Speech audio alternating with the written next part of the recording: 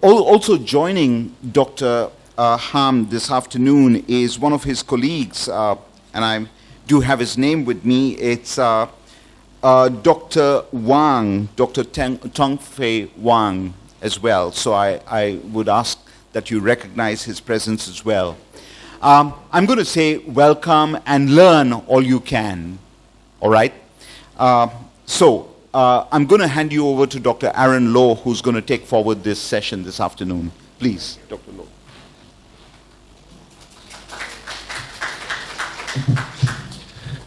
Well, once again, warm welcome, Dr. Ham and Dr. Wang. I said earlier we are very informal here, so I will continue with the spirit of being informal. I don't think so. You'll be sitting down there to make your presentation, and this is, I think I'm tall enough for this. Now, your credentials have gone before you, and I think the message has been posted all around the world, at least with us these few days. So I think Dr. Ham has been very involved as country manager for Croatia and Slovenia, countries that also that he was involved previously is in Jakarta and Aceh after the tsunami. So, but presently he is the Deputy Executive Secretary for ESCAP for programs.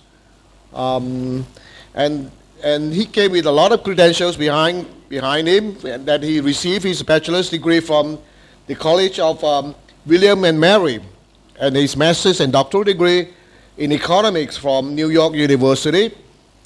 He attended an MPhil program at the London School of Economics and has executive MBA from the Harvard Business School. So he comes with a lot of background that you guys can learn from, and we are very privileged to have a very distinguished, as Ajahn Glenn has mentioned, very qualified and distinguished colleague, working colleague with a lot of background in his training to address us. So his topic today is very appropriately the OBOR, the One Belt, One Road, related to the Silk Road project. So I think without taking much of the time from him, because he's in a short time with us, and he has to leave for another appointment. So let's put our hands together to welcome Dr. Ham again for his presentation this afternoon. Dr. Ham, the floor is yours.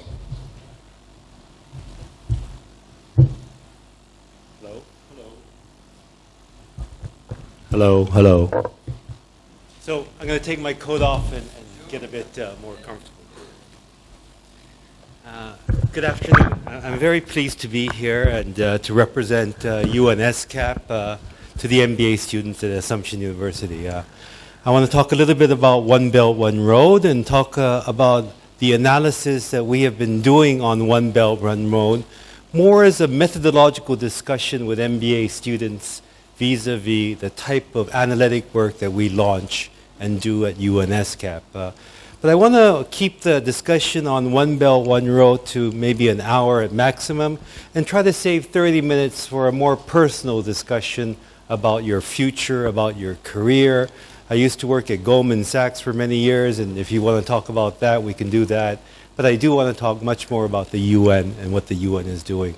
So let me start with that. The United Nations, I joined after two major events occurred. In 2015, the UN, which means all the member states, passed this Sustainable Development Goals agenda. These are the 17 Sustainable Development Goals that was signed by almost every country in the world. A couple months later, they passed the Paris Agreement, the climate change agreement that was again signed by almost every country in the world, -2, now -3. So that is a really inspiring thing. It inspires you to want to do good for people, want to do good for the planet. And that's what the Sustainable Development Goals and this climate change initiative is all about.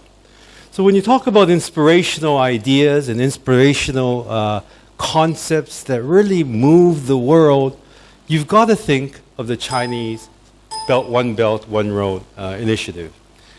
The One Belt, One Road initiative is something that is mind-blowing in terms of its extent and reach. It hits almost every country in the world. Certainly on the Asian continent, all countries are somehow involved. It's very akin to the Marshall Plan after World War II that the United States launched for the reconstruction of Europe. But this is bigger. It's also vaguer. The Marshall Plan was something specifically about Europe, specifically about post-war.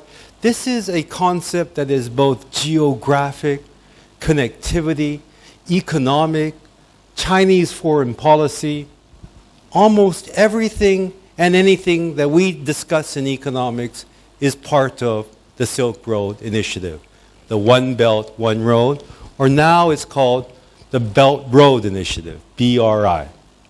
So in a nutshell, the Belt Road Initiative is about developing corridors that links China to the rest of the world. And clearly the most important link is China to Europe. Right now, it takes about, at best, 1 month to travel from China to Europe, from, let's say, Shanghai to Berlin. There are means to minimize that to about maybe 2 weeks if things move very well. But there are missing links throughout this process.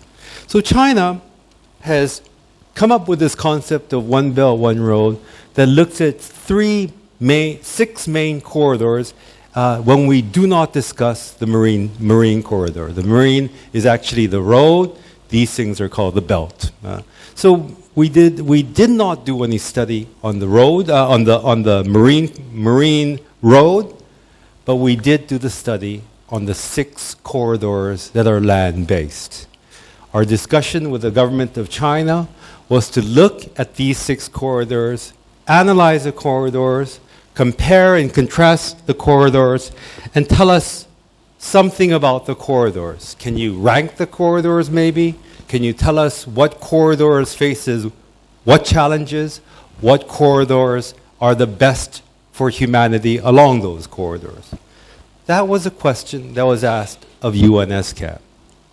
Our team, Teng Fei was one of them.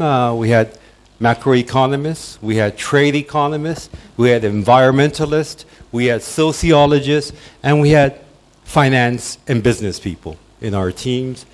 And we had to rack our brains in terms of how we're going to analyze the 6 corridors. So let's start with what the 6 corridors are. The main corridor in the north is called the China-Mongolia-Russia corridor. This is an already existing corridor. There is a train line that moves from Beijing to Ulaanbaatar all the way to Moscow. It hits the Trans-Siberian Railway. It already exists. The road exists. But this is a main, we're not talking just about the rail and the road. We're talking about economic corridors. That's the development of people moving. It's a development of cities along the way. If you look at any development of a big country, let's say the United States, you remember the railway tracks come in, development occurs along these transport networks, and in fact, that becomes an economic corridor. China has embarked on a 9x9 grid of major interstate thoroughfares that are becoming economic corridors. So that's the first.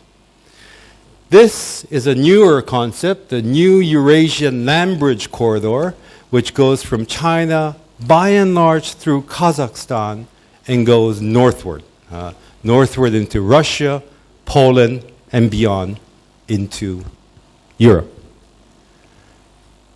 The third corridor is called the Central Asia, West Asia Economic Corridor, the CAWA. We use acronyms. This is a CMR. This is a new NELB, CAWA we call it, the Central Asia, West Asia Economic Corridor. This is the same corridor that takes the southern route.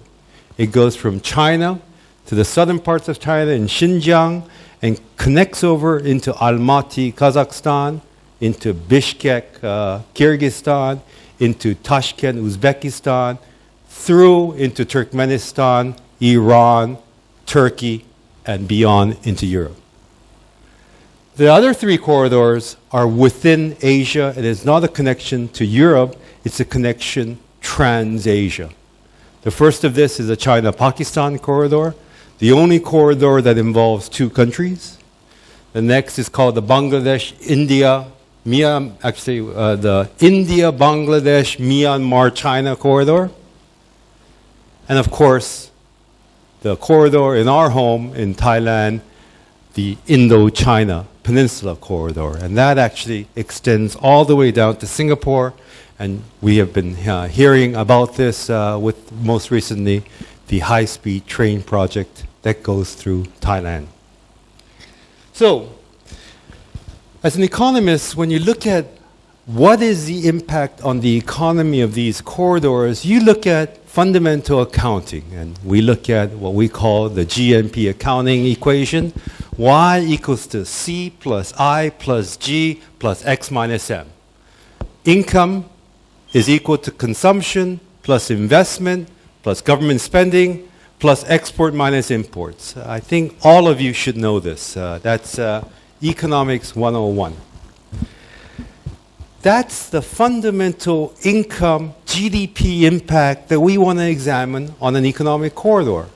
So when you look at that, we look at what's going to affect consumption, what's going to affect investment, what's going to impact trade. So when we look at trade, BRI is so far-reaching, so encompassing, that it's certainly going to impact trade. In fact, the whole point of building transport corridor is to facilitate trade. It's to get Chinese goods to Europe within 2 weeks and bring European goods back to China in 2 weeks. The baseline comparator is ships. And when you take from the port of Shanghai to the port of Hamburg, it takes basically 1 month, even when you go through the Suez Canal. So we want to cut that in half through these land corridors. Trade, of course, X minus M, export minus imports, the biggest, one of the biggest income effects, especially in Asian economies, is one of the big impact things that we want to examine when we examine these corridors. Investment, especially in transport, in infrastructure, we're talking about energy, we're talking about ICT, is not just about roads. It's about how you build energy links, it's about how you build ICT links. And these are all integral parts of the corridor. The bottom two are much more related to sustainable development goals and the sustainability of these corridors. This is about the movement of people, and people movement is the C, the consumption factor in your GDP equation. The one that the GDP equation completely misses is the environmental factor, and that is one of the integral parts of the SDGs. We will come back to this issue because it is really looms large in all our corridor analysis. So with this basic economic accounting equation, we start with the first model. This is the first model that tries to examine what is the macroeconomic impact of each of these corridors. So the methodology we approached and we used is called the general equilibrium model. This is a computable general equilibrium model. Many of you may know it already. It's a series of, it's a vector of equations, n by n, actually 6 by 6 in this case, because there are 6 corridors. And what we do is we perturb a variable. And when we perturb a variable, we can figure out what that impact is on the rest of the equations.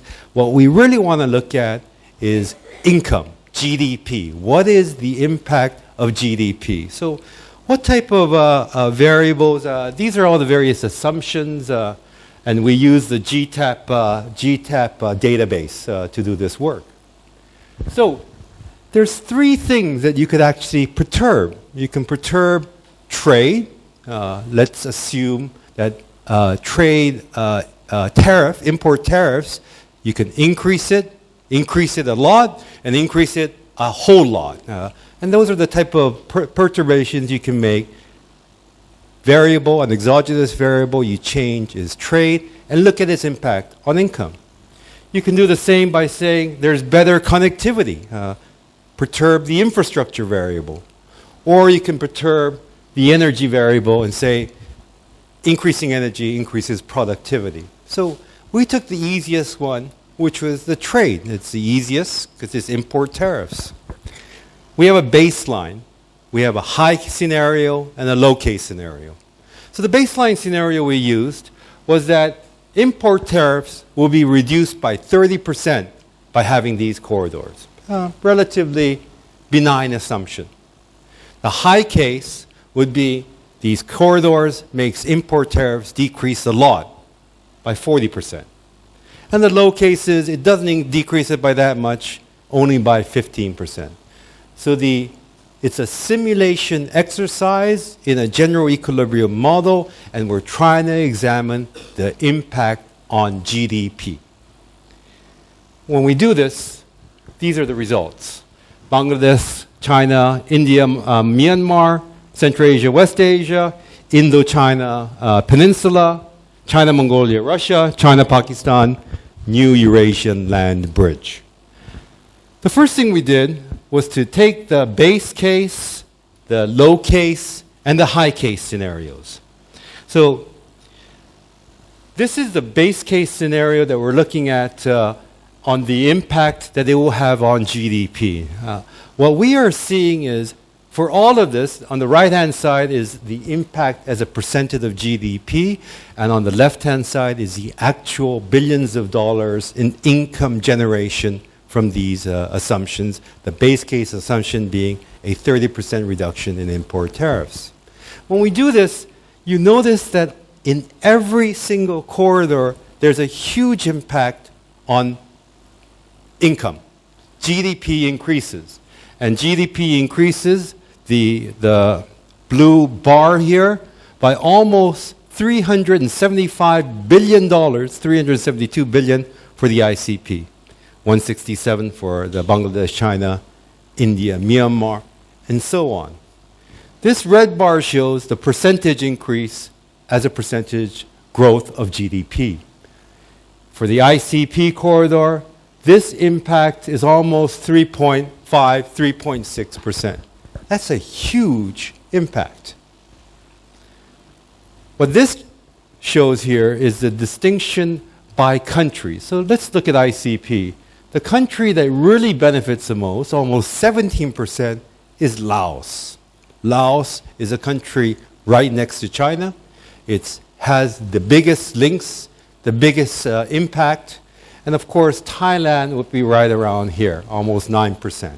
Thailand benefits greatly from this initiative.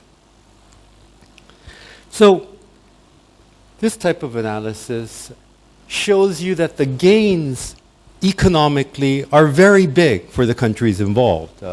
The gains for China is actually the lowest, which is shown by these white bars. Now, China is low because China is big. China's impact, when you examine Yunnan province, is quite large. But when you examine China as a whole, then these are trade-induced economic growth impact. China's trade with these countries actually make up a very small percentage. Their trade with the EU and the US dominates their trade accounting, and therefore the baseline is quite small.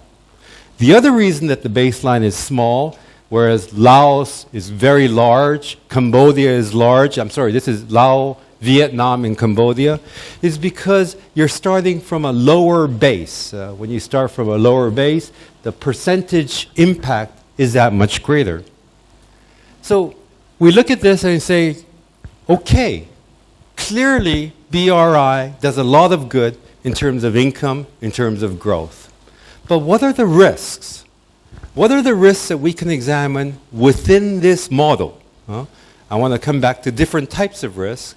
But within this model, the CGE model, the computable general equilibrium model, we're not going to be examining environmental risk. What we do examine is a macroeconomic risk. I'm sorry, I'm jumping ahead of myself. This is a little detailed analysis of the impact of the ICP corridor by countries. So what you see here is high case. The triangle is a high case. The bar is a base case. And the orange box is a low case. Let's go straight to Thailand. Where is Thailand? Here we go. Thailand, as I said, the base case was about 9%, 5% for the low case, as much as 15% in the high case, all from a reduction in import tariffs alone. Clearly has a big, I would say, positive economic growth impact from this particular corridor. The most noticeable is Cambodia, and where's Laos as well, sorry. So let me keep going. I started to talk about the risk. Within this model, the macroeconomic risk is what we can really assess. And when we do look at the macroeconomic risk, we look at, number one, the inflationary impact of these investments. What we do find is a very strong correlation between economic growth and inflation, the price change that we see. And in fact, the price impact from these countries along the ICP, price impacts of exceeding 10% hits almost 4 countries from the bat. What we're saying is these corridors spur economic growth, but they also have a very high risk in terms of exporting inflation. Price, fiscal policy, and monetary policy must be managed in a very careful way if you are to take the benefits and mitigate the risk. That's the clear policy implications that we see from this model, and it's very clear what these models are indicating. Now, I want to emphasize that these models and models in general are just indicative. You can't be so wedded to the model where you say, this is the truth. These models come with a lot of assumptions, but what the model does tell you is it tells you a direction of movement. It indicates the trend that may result. And the trend that we see clearly from this model is a positive growth impact and a high inflationary impact, both that has to be managed in terms of the benefits and the risks. The second part that the model doesn't analyze as well is the financing challenges. These are big projects, especially if you look at the high-speed train project. These are Shinkansen-like projects, the Chinese high-speed rail projects that would link China through Laos all the way down Thailand, Malaysia to Singapore. It's a very expensive project in the billions of dollars. Who's going to finance all these things? How will it be financed? There's a study that says the needs of the BRI alone on the 6th corridor exceeds $1.5 trillion. So where is that money coming from? China has put up a lot. They have the AIIB, they have the Silk Road Fund, they have the Shanghai Cooperation Organization, now they have the New Development Bank, which is made of the BRIC members.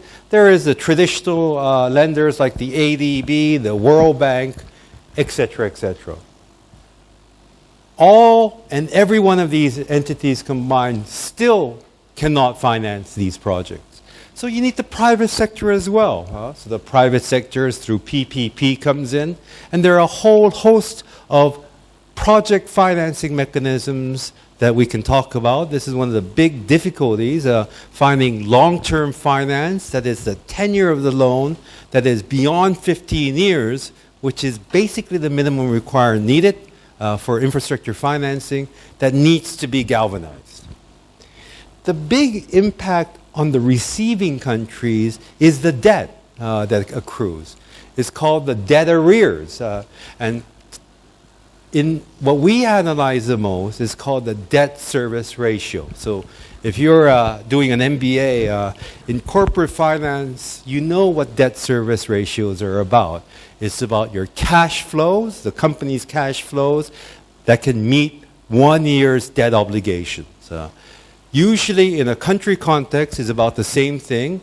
What is the country's debt arrears, and what is the country's ability to finance that debt basically from their export earnings. So you look at the foreign exchange reserves as a baseline, you look at their annual exchange export earnings, and you see if the debt can be covered. Anything between 0 and 20% in your debt service ratio is okay. 20% is quite high. Above that, you're in a place where the debt servicing becomes exceedingly difficult. So when you look at the debt service ratio, I checked on Thailand. Thailand is doing okay. For 2016, the estimate was about 6.3%. For 2017, it goes down to about 5%. Estimations. Below the 20% critical mark, but if this big rail project comes in, it's billions of dollars, that number will certainly go up. So this entire issue of balance of payments and the need for debt financing becomes very important. Thailand may be all right, Kazakhstan not so much. Kazakhstan has a $37 billion agreement. Pakistan has a $46 billion agreement. Each of these agreements represents more than 20% of their GDP. So their debt servicing ratios really starts exceeding the 20% mark, and that becomes a real challenge for these countries. Countries like Laos, with a much smaller GDP base, faces even bigger challenges, especially if they are non-official development assistance and they're private sector finance, which makes the servicing much more difficult. So these are some of the challenges that we see on a macroeconomic level. What we then did, and which Teng Fei led this exercise, was a second model. And it's called a gravity model and a gravity trade model. But before I go into this, do you have any questions that you'd like to interject on the computable general equilibrium model? Anybody? I'm going to plow through because we want to get to the end of this and we'll have an open set of discussions then. Next model is called a gravity model. This is a different type of model. It's much more your standard economic regression model. And what we're doing here is we're looking at what happens to exports when you change the variables that is part of this corridor connectivity. So we looked at these items because the data existed in the data set that we were using. What we did was, what is the impact on exports if infrastructure, hard infrastructure, if roads are built? Will export increase? You would definitely think exports are going to increase if you have railways, you have roads, etc. What is the impact on exports if you have better soft infrastructure, what we call trade facilitation? These are the type of things that when you go to borders, can you drive your car across to Cambodia? How long does it take for you to pass the border? Can you, as a trucker, bring your shipment across to Myanmar? And how long does it take for this guy to cross the border? What is the passport procedures? How many hours does it take for a trucker to drive from Bangkok to Yangon? How many hours does he stay at the border? These are all trade facilitation measures. Finally, because we had the data, we looked at ICT. What happens if you improve the information communications technology, the wireless technology? What happens if you put fiber optics to allow for communications to move quicker? This is a completely different model that we're looking at.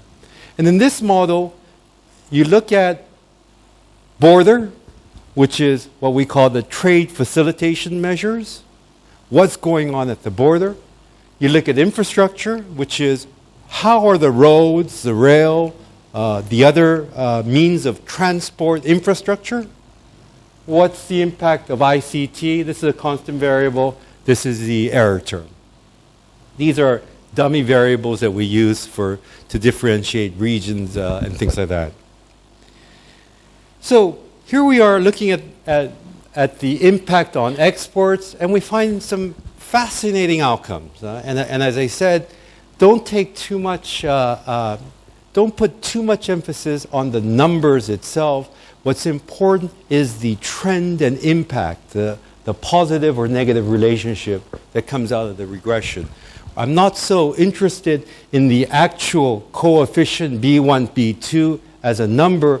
I'm much more interested in the size of B1, B2 and the sign, whether it's positive or negative.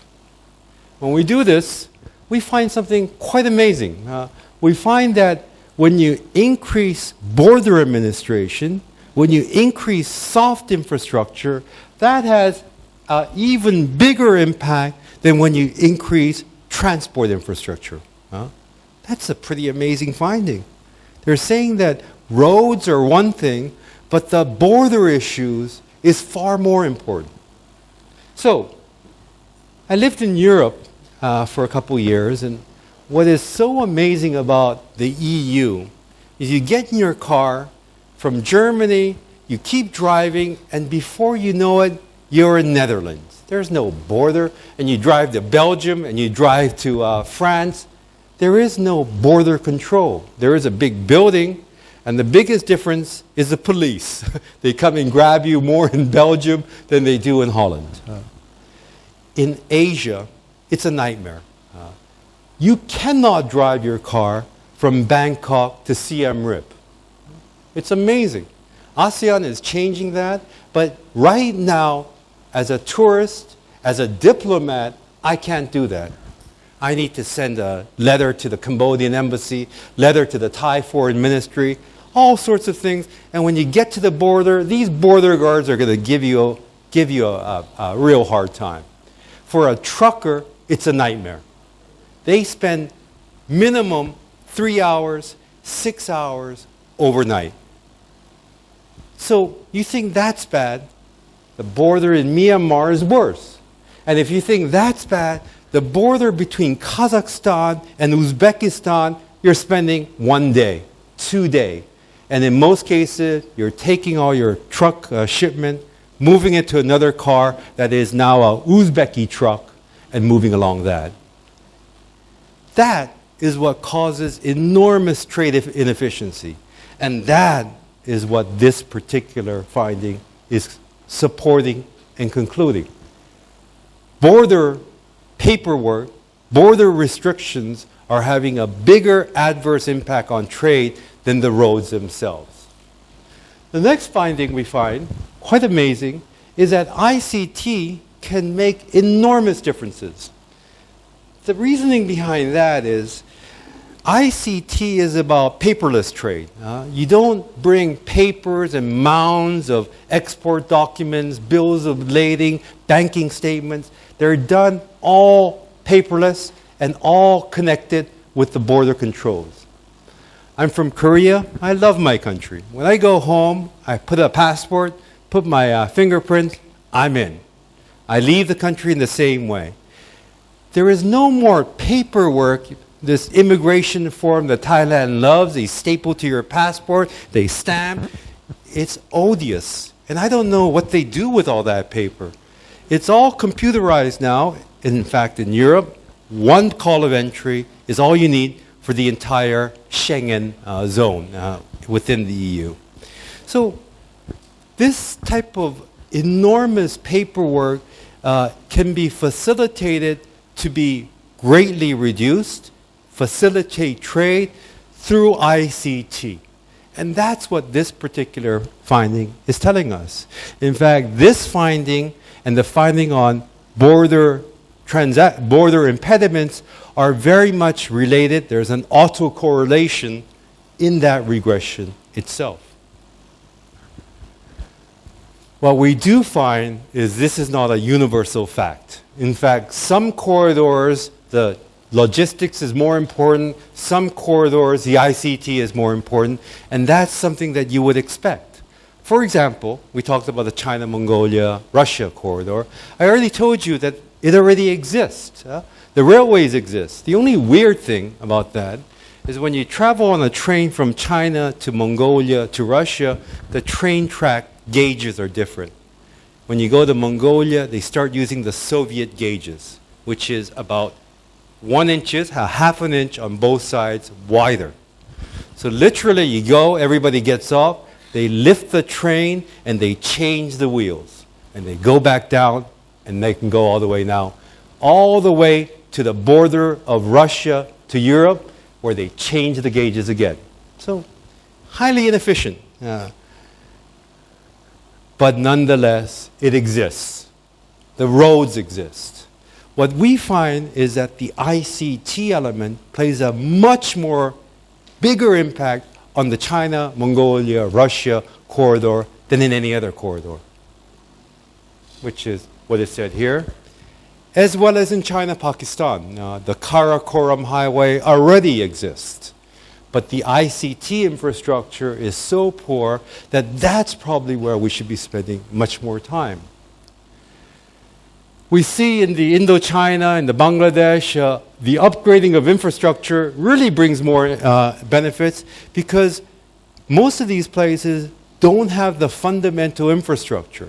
So what these findings is really telling us is that there is a sequence, and the policy recommendations that we have is the sequencing is hard infrastructure first, ICT, and soft infrastructure next. When you have hard infrastructure, no matter how poor it may be, the concomitant increase that you need to focus on is ICT and soft infrastructure. And it makes total logical sense if you look at and these are the findings that we have. You gotta focus on not just hard infrastructure. It's not just about building roads, taking more debt, increasing your arrears. It's also about ICT. It's also about trade facilitation. And we encourage all countries to join in on this paperless trade regime that Teng Fei is working on and ESCAP is promoting for all our member states, especially on the BRI. So, those were the two models that we did and came up with these wonderful conclusions that we conveyed to the Chinese. But we really didn't stop there. The one thing that is very difficult to model, and I don't know, you're business guys, and economics is a social science. It has now become much more mathematical. It's become much more scientific. But nonetheless, it's a social science. The social part is non-trivial. It's a behavioral issue. And behaviors of humans is a very hard thing to model. And that's why when I talk about models, I always say, don't take it as an absolute fact. It's an indicator, not a tautology. And when you get into the world of social science, that becomes even more difficult. So, the difficulty that we have is when you try to do social and environmental impact, the core essence of sustainable development goals. So I started this talk by talking about BRI and the impact and why the UN, I joined the UN in terms of the sustainable development goals. The three pillars being economic, social, and environmental. All this analysis was on the economic. The next part of the analysis that we have to do is the social and the environmental impact. This is very difficult to do quantitatively. So what we did was a series of qualitative assessments on the social and environmental impact for each corridor. And I can spend a lot of time going over that, because that's where we actually spent the most amount of time. These models were relatively quick. When you have guys like Teng Fei, they crank it out. But when you get to the social environment, you have 10 different people saying 10 different things we have to be careful of, and it becomes like a safeguards discussion. Almost endless, because we're predicting, projecting, guessing what the impacts may be. So let me tell you a little bit of some of these impacts. The social risks are phenomenal. Already, Thailand is talking about only Chinese engineers that are certified by the Thai Engineering Society can come and work on this high-speed train. Why? Why do something like that? Because they're most fearful of the influx of Chinese workers taking away the jobs that the Thai people and the Thai workers can do. We're already seeing these type of phenomena occurring along different Belt Road initiatives. Is that the right approach? Let's just ban everybody but engineers. Why engineers? Why not economists? I feel like I'm important too. It starts getting a bit gray, no? They also feel that there's going to be a brain drain.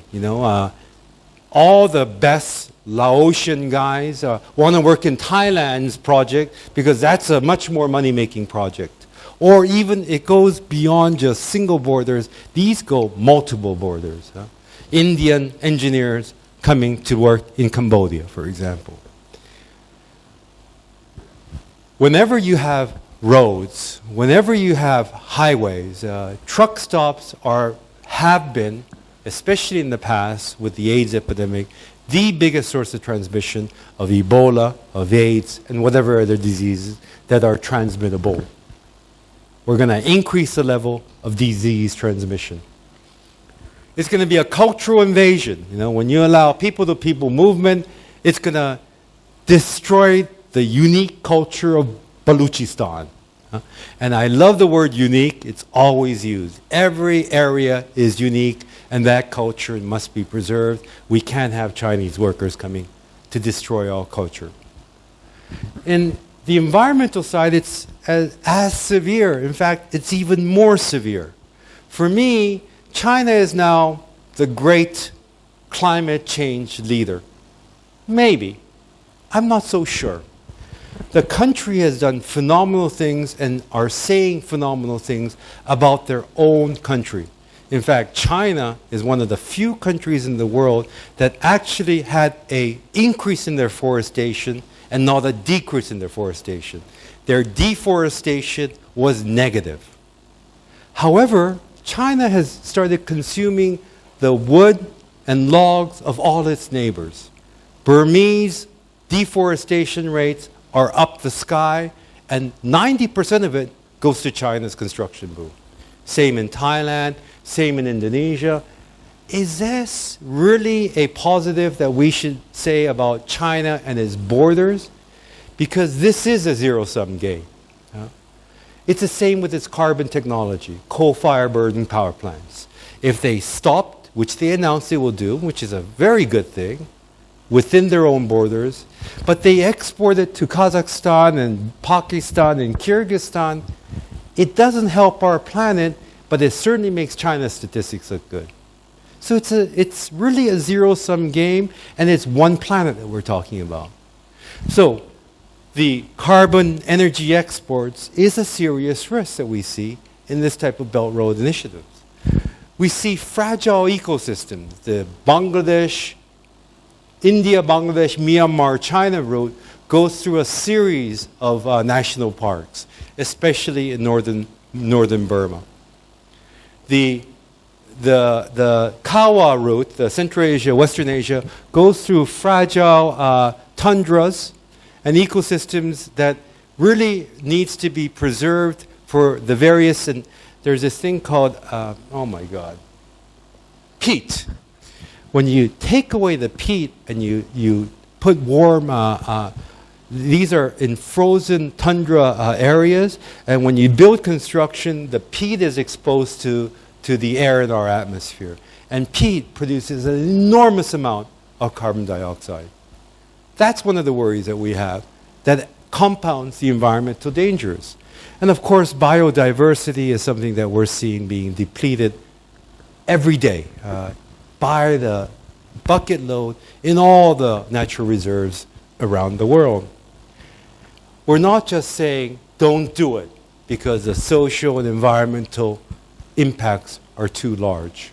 We're saying do it with a conscience. Do it knowing what's happening. And let's focus on the gains. Just in the environmental area, one of the greatest projects that we have is called the CASA 1000, the Central Asia, South Asia Energy Compact that's going on now, where Central Asia, especially Tajikistan, has an enormous amount of hydropower. And India, Pakistan, South Asia has an enormous amount of consumers. Likewise, South Asia has an enormous amount of solar energy potential, and the seasons are opposite. So there is a flow of energy, hydro energy coming to South Asia, and there can be a flow of solar energy going to Central Asia. It's a matter of getting the grids, and that's a project that is being worked on right now. It took 15 years to negotiate, but it's been signed, and now the project is finally underway. That is a shining example of energy that is sustainable and positive plus for both areas involved. The hydro exchange. This is a huge issue in South China, in the Indochina Peninsula. The Mekong River is the lifeline of this region. This region is a breadbasket of all of Southeast Asia. The dams that are being built in Laos and even more upstream in China, in southern China, it impacts not only the fish and the biodiversity, but it starts impacting the soil quality. The minerals that come down the Mekong is going to affect our food and agricultural production. So these issues of energy, food, and water is something that has to be examined in a holistic way, but it can be done in a way that is positive. That's why we encourage environmental impact assessments. That's why we encourage doing projects in a way that looks at the environmental issues carefully and make it sustainable. It's the same with social issues. Knowledge transfer is beneficial to the people involved. Worker skills is transferable.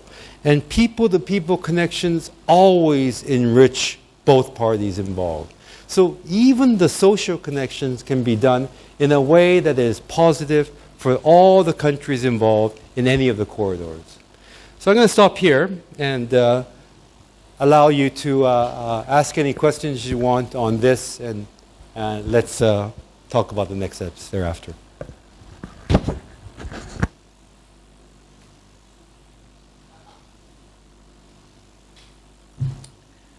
Thank you.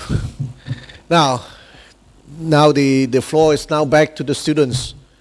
I thought from my sitting down there listening to Dr. Ham, this is very serious stuff that the United Nations is doing. Nobody would own up to this kind of problem. That's where the role of the United Nations comes in. I mean, the Chinese have a lot of interest, and they have to talk to the Laotian, they have to talk to the Cambodian, they have to talk to the Thai, but they all have their own vested interest. But we all live in the same planet. We all live collectively in a non-zero sum kind of situation. Most of the time they want to attempt. So I think it's very useful for us to think from that perspective. We have a UN official here that they come and tell us that they're managing some of our resources for us, that nobody else in different countries independently will attempt to put forth a solution. So maybe you may have some questions yourself. Can you please start one? So we can take it on from here.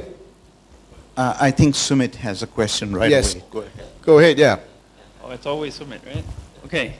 So for now, the shipping industry contributes to about $436 billion, and directly or indirectly, it contributes to about 13.5 billion jobs around the world. So what kind of impact would this have towards a larger shipping industry that is providing livelihood for so many people? I'd like to ask one by one. Well, is anyone else interested?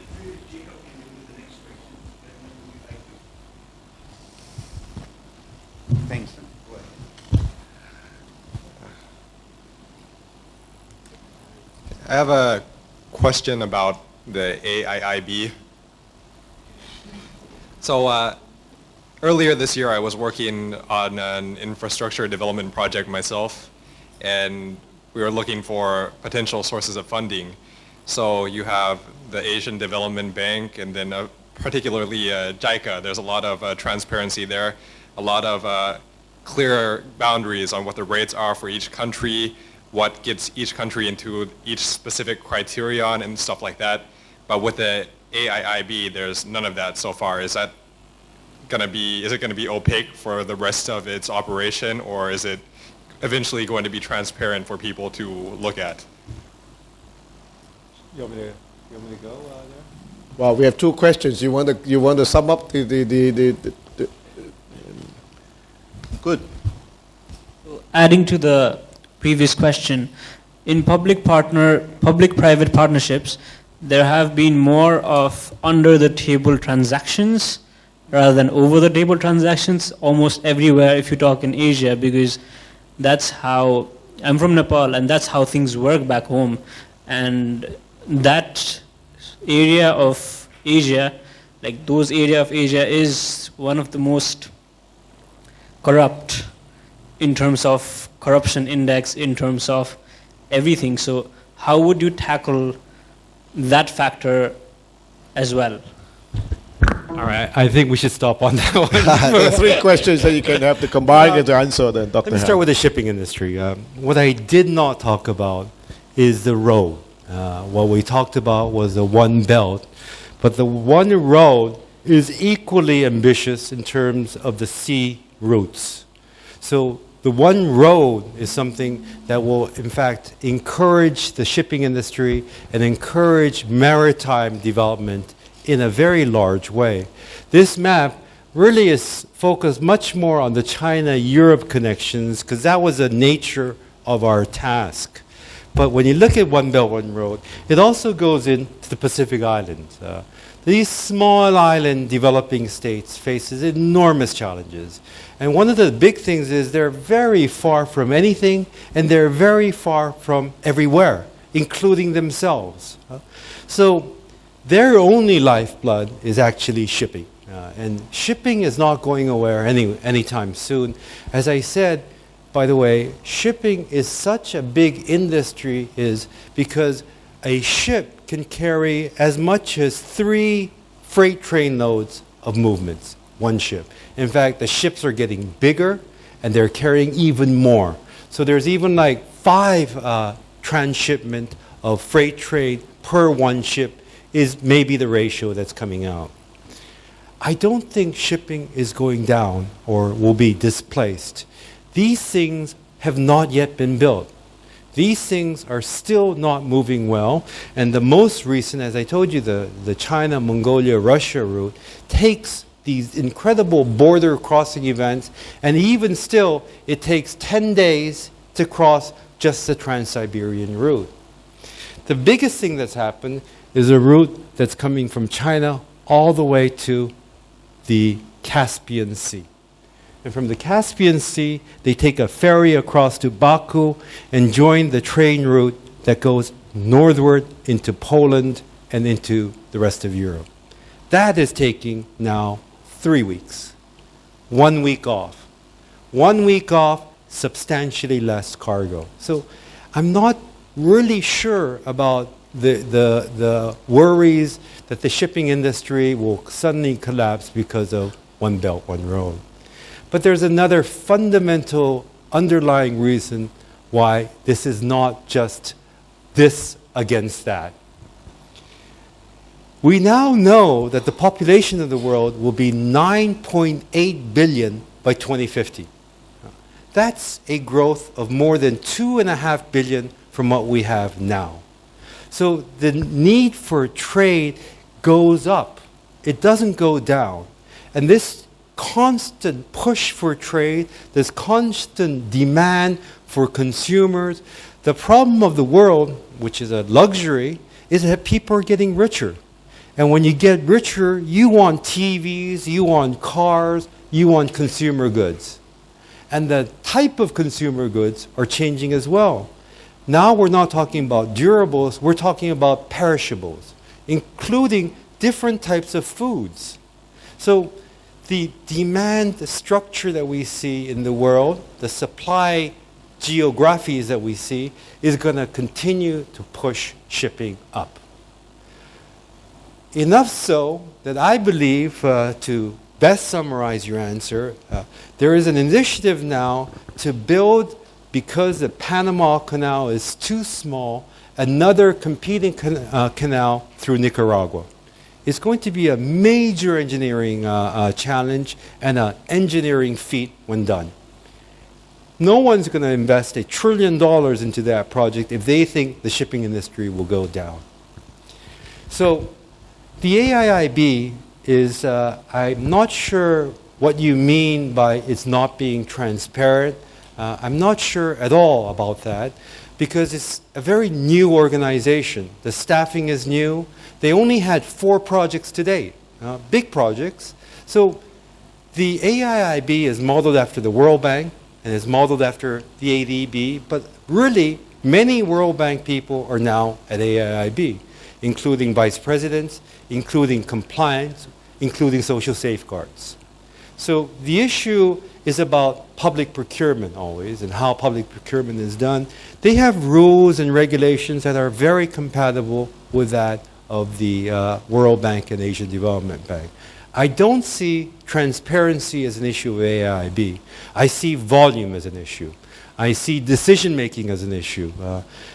But give it a chance. You know, it's been there for 2 years and it's just given 4 loans, mostly this year. The portfolio, in terms of its capital base, is going to lend in the billions. I don't think it's purely developed for BRI alone. AIIB is going to finance many projects throughout the world, some infrastructure, some social, some others. Let's talk and try to see if we can answer your question 3-4 years from now. And I'm pretty confident that AIIB will be on track. The question you asked is probably the most difficult. Corruption is everywhere, and corruption is really the cancer of development. I have no doubt about that. Do countries get less corrupt as they grow in in terms of economic wealth? The general answer, econometrically, is yes. When a country becomes richer, the level of corruption goes down. But that doesn't mean corruption is eradicated. The US has enormous amounts of corruptions at the municipal and state level. Maybe less at the federal level, even though that seems to be increasing now, which is a pity. Korea, when I was young, we had police that we systematically threw in a 5,000 won note when we gave our driver's license when we were pulled over. I remember once by my house, this motorcycle cop was cruising by and he fell, and everyone went to help him. But when they lifted his boots, 5,000 notes came pouring out, and everybody started beating him up. It was a funny scene, but it showed the difficulty that we deal with corruption. That's petty corruption. What's even more difficult is organized corruption, especially at the infrastructure level. So the 2 biggest corrupt countries may be Nigeria, and at one point it used to be Indonesia. So I'll tell you a little story. The oil minister of Nigeria goes to Jakarta, and he sees this guy has 5 Mercedes-Benz. And he goes, "How'd you pay for that?" And he goes, "You see that road out there?" "Yeah." 10%. Okay. So next year they go to Lagos, and in the Nigerian minister's house, there's 5 gold Rolls Royces. He goes, "Whoa, man, how'd you pay for that?" And he goes, "You see that bridge out there?" "No." "Exactly." Corruption is really a huge issue in developing countries. The best things that we are seeing that is eradicating corruptions in a major way is ICT. Nowadays, when you have ICT, and that's why there's a great deal of resistance on these issues. ICT allows for transparency in the way governments work, in applications, in permits, in licenses, and that is a way to eliminate petty corruption in a mass level, and is being done by many, many countries throughout. Nepal needs to develop its ICT infrastructure, especially to deal with petty level corruption. Governmental level corruptions, public procurement corruption, especially at the infrastructure level, is a different ballgame. This is an issue of public procurement procedures. And it's amazing when you go to Indonesia, you go to the Ministry of Public Works, and there the civil servants basically drive around in Range Rovers and Mercedes-Benzes. You go to the Ministry of Social Services, and they're driving around in motorcycles and in Toyotas. There's something fundamentally wrong, and it's vested in the government public procurement system. So how much of the money that is allocated is actually being used to build roads? How much of the money is actually being used to operate and maintain those roads? These are the post and the pre and the post evaluations, the monitoring and evaluations. So the biggest things that you try to do is you try to look at the procurement process and ensure transparency. Then you try to strengthen the auditing and accounting departments that tries to pinpoint the type of leakages that are in the system. There's many ways to combat it. There's name and shame. There is pinpoint. There's always sensational cases where the minister goes to jail. We see a lot of these happening in China, for example. It stops it for a while, but then it picks up again because the temptation is too big. You know, when you're talking about millions of dollars and you don't have that, the desires are quite strong unless you're a very ethical man. It's not an easy answer for me to give you, and I don't try to make light of it. It's something that is a constant process in development, and it really comes under the labyrinth of governance and transparency. And that's an area that is really a growth industry in the development world, where many, many people are getting involved more and more. Thank you, Dr. Helm. I have learned from just his messages that was addressing to the 3 questions. I think I always expect our student that to walk away from corrupt practices. One reason I ask is why. I said, is it easy being a business professional? My answer is always yes. I think you need to be proud because you are a graduate of the Assumption University. Now today what I've learned is 3 things that I've just heard. One is about the ICT, because the business professionals are really the decision makers. Because you can ask me how, and I have to crack my head and say, how can you walk away? What are the more specific things you can do?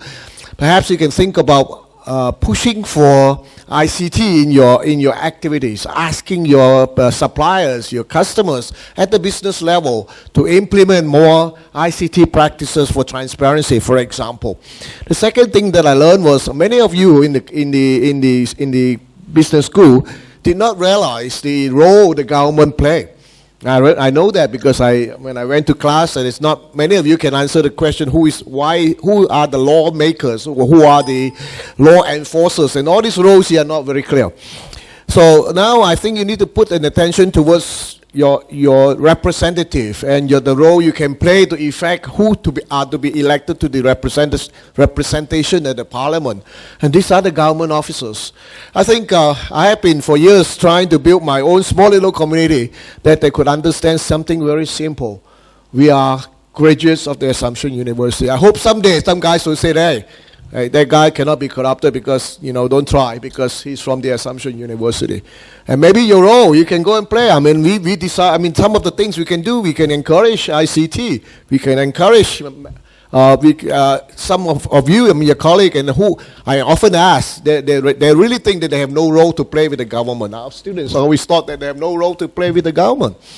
I mean, they think that the government has always been there and they can't do anything. But I think you guys, they are your representative, and I think you should think about who you select, who you vote into the parliament, because these are the people who have, as you listen to the speaker who mentioned about they play a big role in corruption in their public purchasing activities. So let's move on to the next question, please.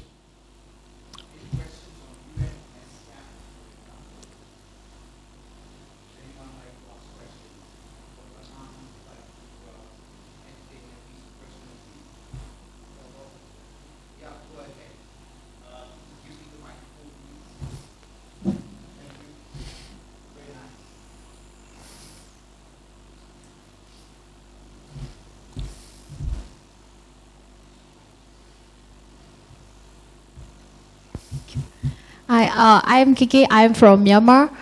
So I would like to ask the question, because there are many projects, Chinese projects of Myanmar already, like some gas project, pipe project, but they also have the social negative impact.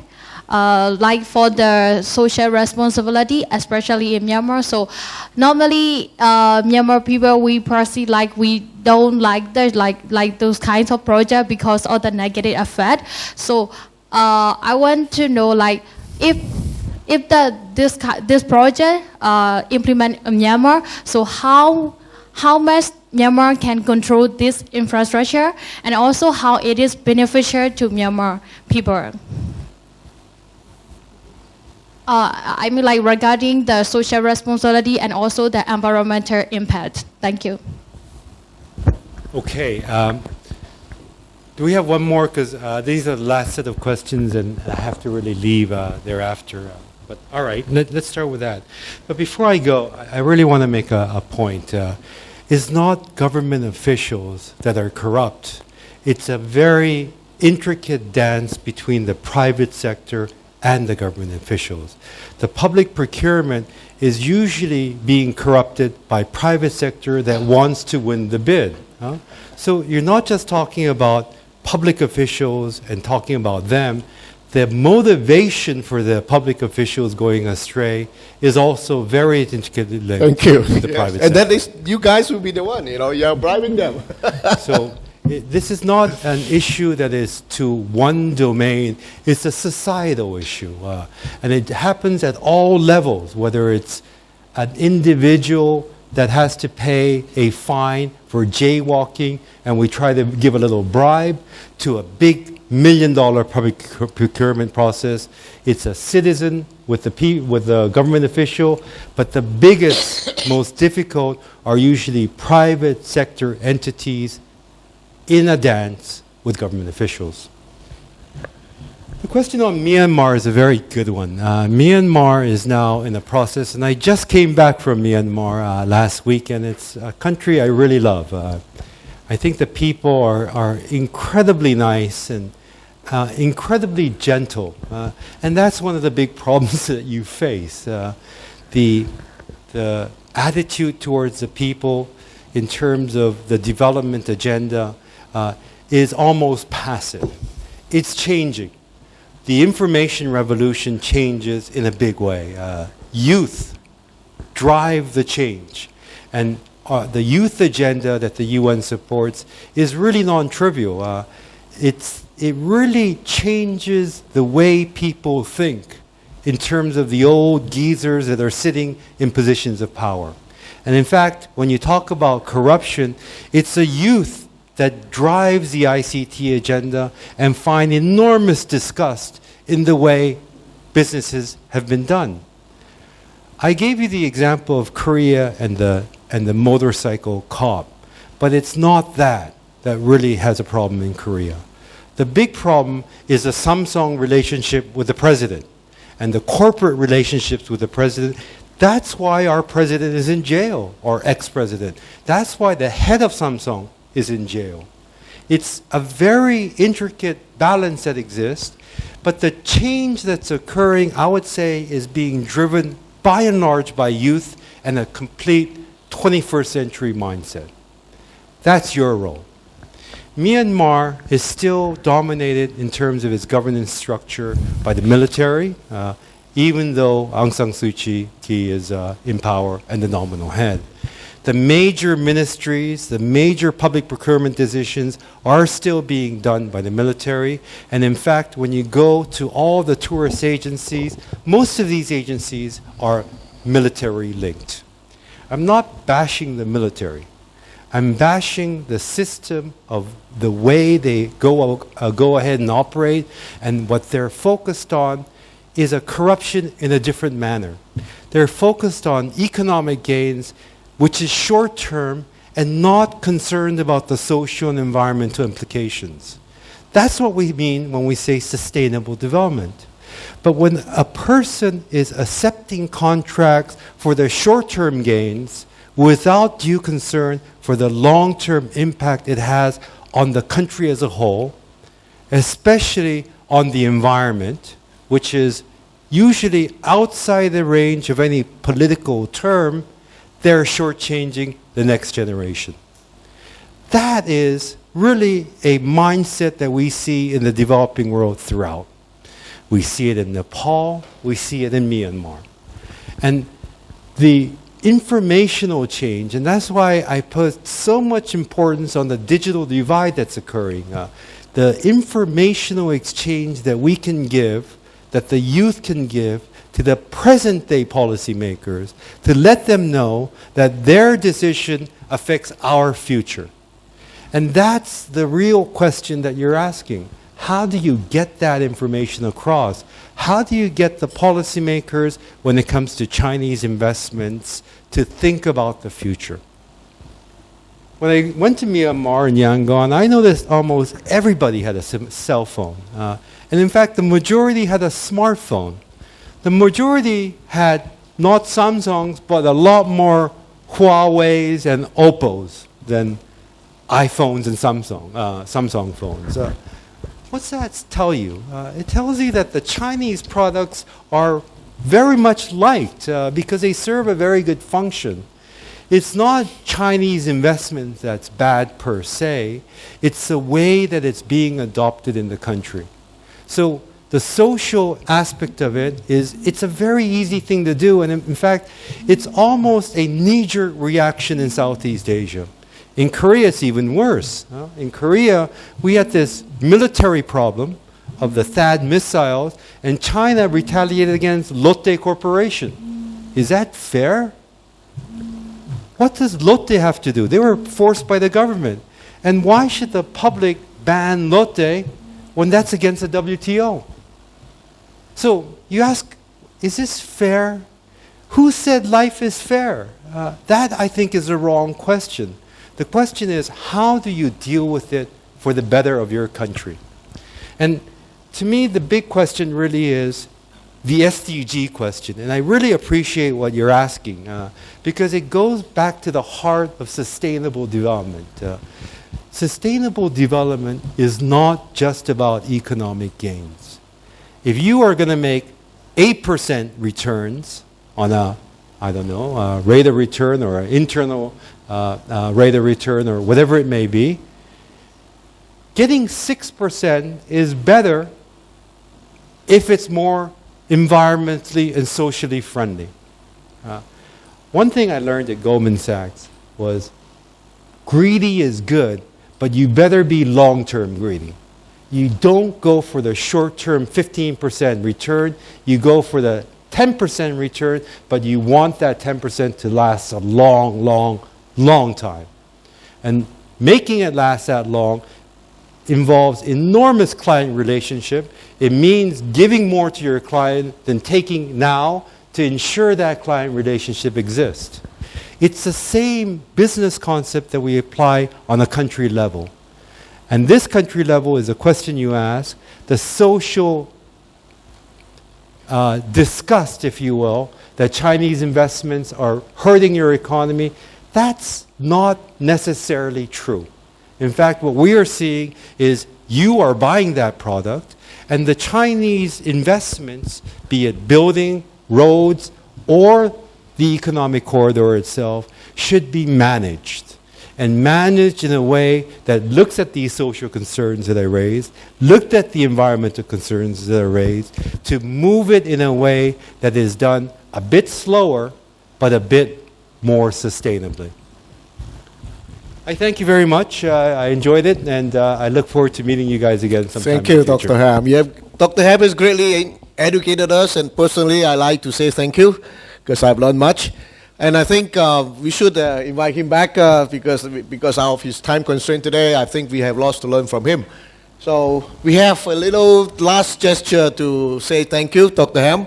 I know you're in a rush because it's 3 o'clock already, and this is according to our schedule. So I'd like to call upon my colleague, Dr. Barnes, to express his word of thanks. Dr. Barnes, please. Okay, well, I think we've had some very interesting questions from the audience, technically quite complex. We've had very good answers from Professor Hahn and his assistant, Dr. Wan. And I hope that you've enjoyed it, and I hope again that we can invite them back again once more, okay? We ran out of time. There was going to be an opportunity for you to ask about work in ESCAP, UN ESCAP, but you can visit their website to find out what the possibilities are there, okay? Thank you very much, sir. Thank you very much. Thank you. Thank you. I know that we're in a hurry, but we let you go only after this. I'm going to ask maybe Jacob. Jacob, can you come? And please hand this plaque of appreciation to Dr. Hahn. Can you do that for us? Dr. Hahn, please come, sir. Okay? The Speaker of the Month gets a plaque honor. All right? Thank you. No, don't go as yet. Dr. Law, please come. Okay, please hand this to Dr. Hahn. Okay? Can you please do that?